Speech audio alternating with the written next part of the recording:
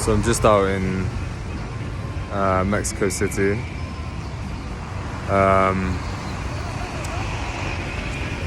Just having some thoughts about the process, the path of life, and which is a regular thing for me anyway, but I was called to come out on a walk at night, which I don't usually do. And I was just observing this. Oh, I can't zoom on the front camera, but there's some dancing going on behind that bus. And the process for me, it seems, and it seems like this is a universal process, but for me specifically, I'm tense with my trauma. I'm tense with my problems.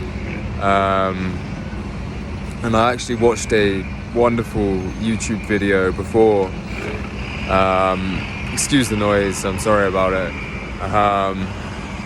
But the middle of the road is actually seems like the ideal spot to do a video. I'm feeling it, so we're doing it. So this tension that we create around our trauma and around our problems, this is explaining the YouTube video that I watched. So what the guy said was he was at a monastery or a retreat center or something, or a temple, and he was contemplating, and this learned monk who was there came over to him, and he's a Western guy on the path, and this learned monk came over and said, obviously saw he was contemplating, and he was in one of those sort of deep moments of reflection, and hold on a minute, let's actually try and figure this out, or whatever I'm going through out. And the monk came over and said to him, you know, life will cause us, and I'm going to butcher this a little bit, but you'll get the gist. Life gives us all of these pains and all of these pains, which translate to opportunities of growth, right? And then our response to that, we can either make it another pain, or we can turn it into an acupuncture needle and transform it into healing. So there's essentially two ways that we can operate with our pains and with our struggles. And I was just watching this dancing and thinking, life is really, and they're doing these moves, and it's like one way, the other way, and they're trying, and someone kind of messes it up a little bit, and then they try and regain composure, and they do, and then they carry again, and they carry again, carry on again. And I guess this is a great metaphor for life, really. We do have problems, and we're going to have many problems, and many of us have a core problem, a core wound, which is just further compounded by the other problems that we have. And this is a dance, because these problems are going to arise, and when they do arise, what are we going to do with it? Are we going to create more tension? Are we going to allow tension to be the name of the day? Or are we going to relax? Because when I was watching these dancers, the best ones are relaxed. And walking out tonight, I have a social trauma, and I'm tense. I don't know whether to look at people or not. I'm so used to it by now. It's not too much of an issue, because I either just look away or I look at them a bit and then look away, and it's not too bad. I've overcome a lot of it, but it's still the tension within me.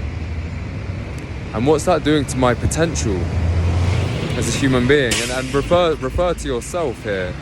What is your tension around your problems?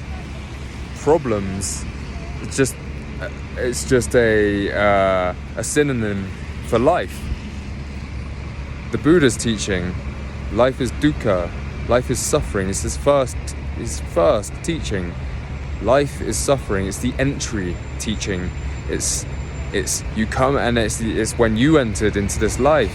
It's the teaching that you received.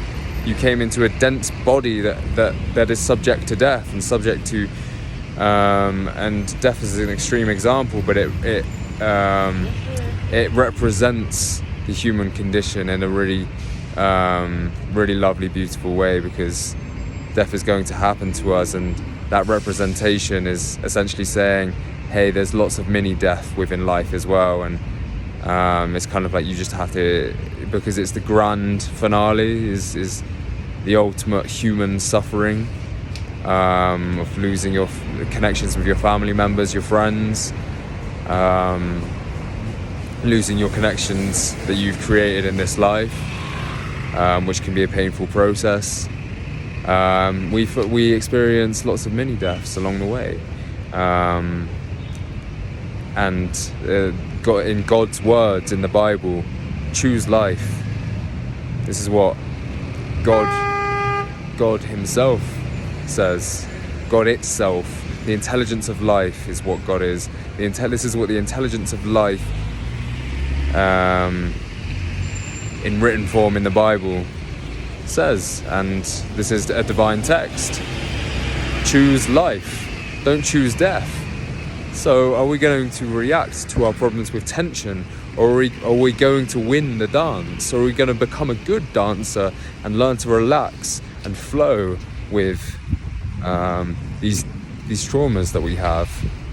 Because essentially, as human beings, what I believe is, I have a saying in my mind that we're trauma bots.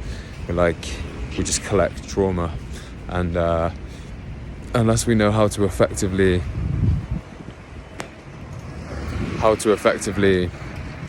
deal with that, then we're going to, as animals, we're going to react with negativity and say, I don't like this, because animals are designed to avoid pain, of course. We're survival-based creatures. Or are we going to follow God's wish for us to choose life, and choose to relax, and choose to agree with the fact that everything happens for our growth, and if you look around, it's actually not that bad, and we've survived up until now, so actually you're indestructible compared to your traumas. You literally are, because you've outlived them constantly.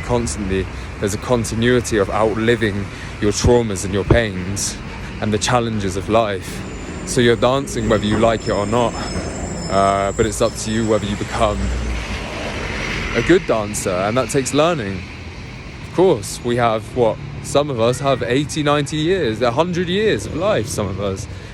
It's a lot of time. This school of life is this school play. It's literally a school. It's a playground. It grants us the time to be able to learn to dance, and choose life. Learn to choose life, rather than aligning with the energy of death, of dukkha, of suffering, and compounding our suffering with. The Buddha called this the second arrow.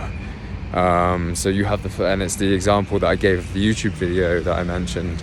I can't remember who it was, otherwise I would reference it. But the first arrow is the pain of life, and then the second arrow is where we really harm ourselves, because we say, no, this pain of life is bad, and we compound the pain. And essentially, it's not just compounding the pain where it hurts and it doesn't feel good. We lose our ability. It's that we lose our ability, our capacity to live a divine life and actually express ourselves and our gifts. So it's just a different life. It's an entirely different life. It's not about the pain in the moment, because that will end. That is temporary. It doesn't really matter ultimately. Your ego thinks it does, because it's a survival mechanism in your mind. So aligning with truth is learning to dance, if you can be asked.